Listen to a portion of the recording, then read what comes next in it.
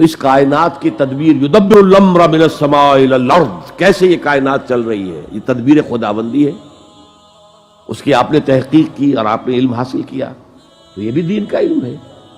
البتہ یہ دونوں علم ساتھ ساتھ چلنے چاہیے۔ انسان کو دو آنکھیں اللہ نے دی تھی، دو علم دیے تھے۔ ایک علم علم الاسماء، علم آدم الاسماء کلہا، یہ ہے، اسی سے ایکسفولیشن ہوئی ہے اس علم کی، پوٹینشلی پوری حضرت آدم کو دے دیا گیا تھا پورا علم، لیکن رفتہ رفتہ رفتہ رفتہ یہ کھلتا چلا گیا۔ دوسرا وَإِمَّا يَأْتِيَنَّكُم مِّنِّي هُدًى، ہدایت، علم ہدایت وحی کے ذریعے سے آئے گا، جب آئے گا تو جو اتباع کرے گا میری آیات کا، اس ہدایت کا، فَمَن اتَّبَعَ هُدَايَ فَلَا خَوْفٌ عَلَيْهِمْ وَلَا هُمْ يَحْزَنُونَ، نہ خوف ہوگا نہ حزن ہوگا۔ وَالَّذِينَ كَفَرُوا وَكَذَّبُوا بِآيَاتِنَا أُولَٰئِكَ أَصْحَابُ النَّارِ هُمْ فِيهَا خَالِدُونَ۔ آج کی دنیا کا المیہ یہ ہے کہ ہم نے اس علم ہدایت سے آنکھ بند کر لی ہے، اور جو دنیا کا علم ہے وہ بڑھتا بڑھتا بڑھتا بڑھتا سائنس کا علم یہاں تک پہنچ گیا کہ علامہ اقبال بالکل ٹھیک کہتے ہیں کہ عروج آدم خاکی سے انجم سہمے جاتے ہیں کہ یہ ٹوٹا ہوا تارا مہ کامل نہ بن جائے۔ لیکن نتیجہ کیا نکلا؟ سائنسی تعلیمات سے ڈسٹرکٹیو ہتھیار تیار ہوئے۔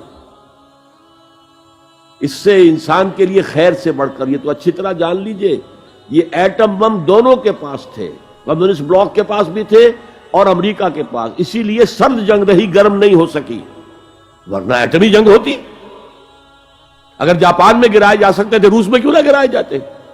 یہ پتا تھا وہاں بھی ہے، یہ دنیا جو ہے کئی دفعہ بن کر دوبارہ تباہ ہو جائے گی اگر وہ ایٹمک جنگ چھڑ گئی، خاتمہ ہو جائے گا اس دنیا کا۔ تو یہ کچھ آپ نے اس سے حاصل کیا ہے۔ اب جو weapons of mass destruction, biological, chemical, یہ سائنس سے حاصل کر کے کس چیز کے لیے استعمال کر رہے ہو؟ آپ نے سنا ہوگا وہ سائنسدان انتہائی جو ہیں بعد میں رنجیدہ ہوئے کہ ہم نے یہ کیوں ایجاد کیا ایٹم بم؟ ایجاد ہماری تھی، استعمال تو سیاسی لوگ کر رہے ہیں، حکومتیں کر رہی۔ تو یہ جو دجالیت ہے، یک چشم جسے کہتے ہیں، دجال کی ایک آنکھ ہوگی، تو جو دجالی فتنہ ہے اس کی ایک آنکھ ہے، وہی کی ہدایت، اس سے آنکھ بند، اور یہ آنکھ چوپٹ کھل گئی۔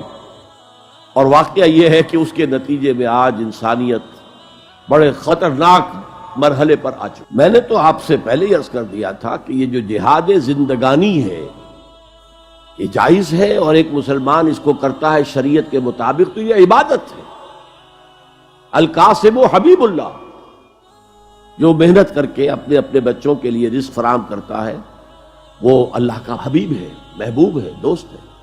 لیکن جہاد فی سبیل اللہ جو ہے وہ بالکل دوسری شے ہے، اس کے لیے تو فاقہ بھی برداشت کرنا پڑے گا۔ وَلَنَبْلُوَنَّكُمْ بِشَيْءٍ مِّنَ الْخَوْفِ وَالْجُوعِ وَنَقْصٍ مِّنَ الْأَمْوَالِ وَالْأَنفُسِ وَالثَّمَرَاتِ، اس کے لیے پیٹوں پر پتھر باندھنے پڑیں گے، اس کے لیے پورے پورے خاندان جو ہے بھوک سے تڑپیں گے، جیسے کہ شیب بنی ہاشم میں پورا قبیلہ جو ہے بنی ہاشم کا وہ اس قدر سختیوں سے گزرا ہے۔ تو جہاد فی سبیل اللہ کا اپنا ایک پیٹرن ہے، لیکن یہ کہ خود روزی کمانا اور نیک روزی کمانا یہ بھی نیک کام ہے۔ التاجر الصدوق الامین مع النبیین والصدیقین والشہداء، حضور نے فرمایا وہ تاجر جو سچا بھی ہے، بہت سچا ہے، اور امانت دار ہے، تو اس کو رفاقت نصیب ہوگی آخرت میں انبیاء اور صدیقین اور شہداء کی۔ لیکن ہر چیز علیحدہ ہے۔ جنت میں صرف مومن داخل ہوں گے جن کے دلوں میں ایمان ہوگا، چاہے کمزور ہو۔ اگر کمزور ایمان ہے تو ان کے اعمال جو ہے وہ تولے جائیں گے، اعمال نیکی کے زیادہ ہیں یا بدی کے زیادہ ہیں۔ اگر اعمال جو ہے ان میں نیکی کا غلبہ ہے وہ جنت میں سیدھے چلے جائیں گے، اگر اعمال میں بدی کا غلبہ ہے تو جہنم میں جانا پڑے گا۔ جیسے دھوبی جو ہے بھٹی پر چڑھا کر کپڑے کو صاف کرتا ہے، ایسے ان لوگوں کی صفائی کی جائے گی اس جہنم کے اندر، پھر انہیں نکال کر جنت میں داخل کر دیا جائے گا۔ لیکن یہ سب ان کے ساتھ ہوگا جن کے دلوں میں ایمان ہو، چاہے کمزور۔ یہ غیرت ایمانی کا ایک تقاضا ہے، لیکن وہ جہاد نہیں۔ جہاد کہاں ہوا؟ وہ جد و جہد تو آپ کوئی پازیٹیو نہیں کر رہے۔ جد و جہد پازیٹیو تو وہ ہے جو میں نے آپ کے سامنے رکھ دی ہے، جس کی سیڑھیاں آپ کو گنوا دی ہیں۔ البتہ یہ جائز ہے، اس کے اندر آپ اگر اپنے مال کے دفاع کے اندر جان دے دیتے تو بھی شہادت ہے، تو ظاہر بات ہے مسجد کی دفاع میں جان دے دیں گے تو شہادت ہے۔ اس میں کوئی شک نہیں. اس کے لیے اصل میں بنیاد کو مضبوطی کے ساتھ. يا رب فاجمعني بكل الصحب والأحباب واكتب لنا أن ندخل الجنات بالريان.